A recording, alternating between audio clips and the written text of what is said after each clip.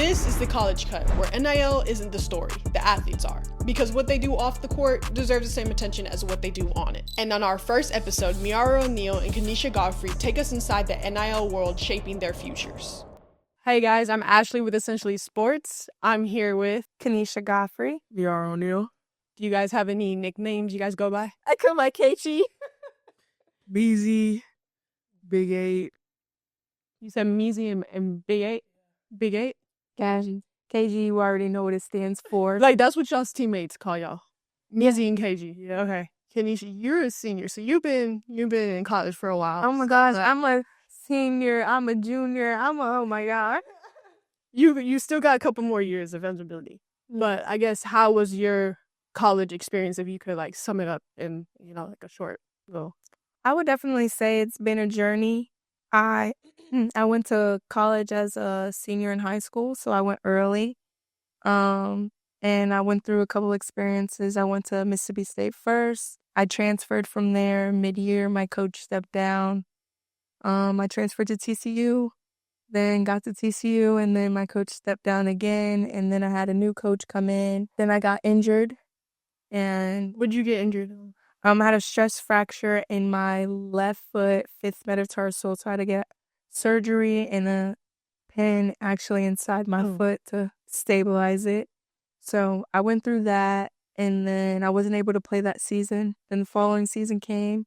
We were Big 12 champions and regular season champions, so that was great. And I transferred here back to Florida, which is home, to play under Kelly.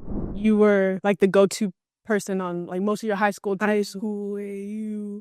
So how was that transition going from like high school AAU to college? I mean, it was hard just because the whole environment is different. Like the level of competition, everyone's stronger, everyone's faster. So like you gotta make a big jump and adapt to it, right? I mean, did they have you in the weight room a lot, or? Yeah, we in the weight room every day. Now not every day since me and season, but right, every day.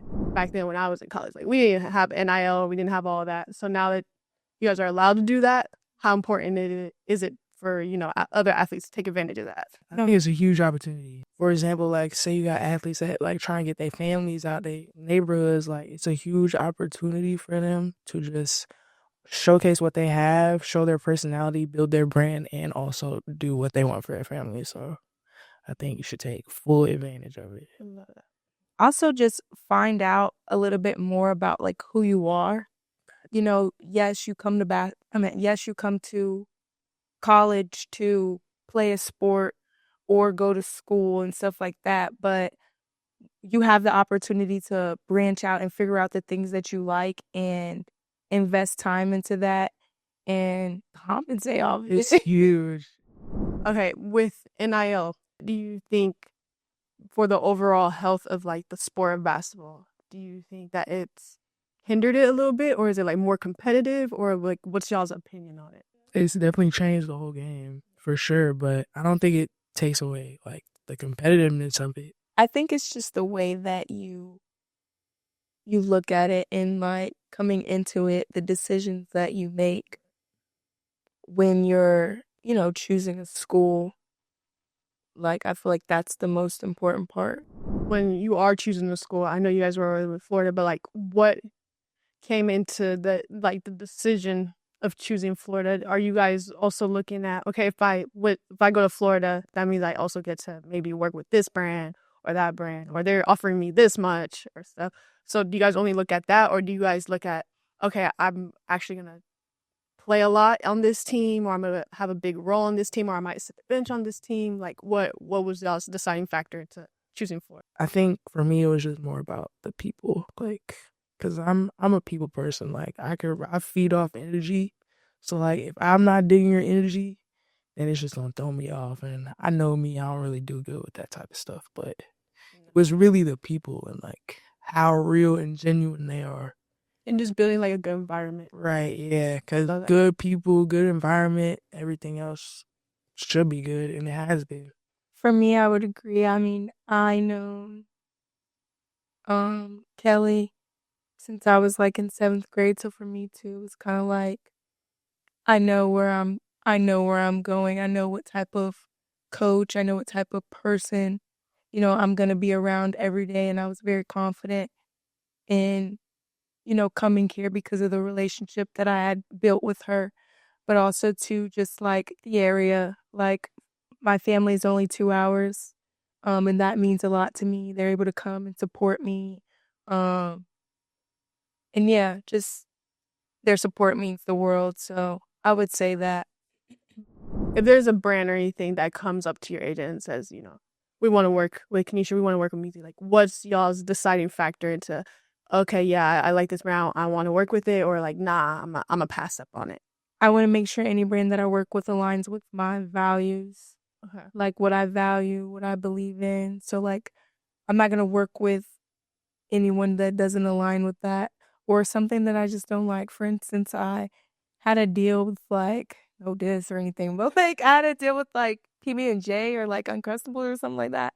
And I was like, I don't like PB&J. Like, I don't care about the amount of money. I don't like peanut butter and jelly. I'm not going to do it. Makes sense. So just not taking anything just to take it. Like, Right. So like when with PB&J, were they asking you to, I guess, get their probably like show it on your socials and stuff like that? Yeah. Okay. So you would have been lying. You would have been like eating PB&J. Yeah, like this is nice. It would have been overly fake. I don't really like it. Like, oh my God, no. That's funny. I think, well, they gotta know who they working with. So like they can't get, whack price, So it's like, okay, so it's like price is kind of a deciding factor on it too. It's like it has to be an okay price because of what everything else you guys are doing, then you guys got to fit them and you just get it. And like it's like if they have you like posting a certain amount of times or like for a certain limited time, you know what I'm saying? Like the price has to be right. You guys have players overseas on y'all's team? Mm-hmm. So like for them, how is that? Like they just don't get to experience any of it? I'm sure there's certain things that they can do, but as far as NIL wise, I don't think that they can do that. I think NIL is just a little bit much. Like it's not. I mean, women receive it too, but like it's not on the same level. Yeah, I do. So why do you? I know like it takes a lot for us to like. So how do you think that do you guys think that might change in the future, or like what do you guys think the future of it is? I think it's gonna change in the future. Okay, I got you. Because I feel that, like you guys said, I think women can, partner with a lot of other brands, and they're more creative. And it's like we got fashion, we got makeup, we got whatever, and boys aren't really into all of that. Yeah, stuff. I think it's gonna be bigger because, like she said, like we can be creative in so many ways, and we have a lot of young ballers that are coming up, and they're already big. Like, so by the time they get to the league, like it's just only gonna grow from there. So it's only right if it gets better. It should get better. It should get better. It should get better.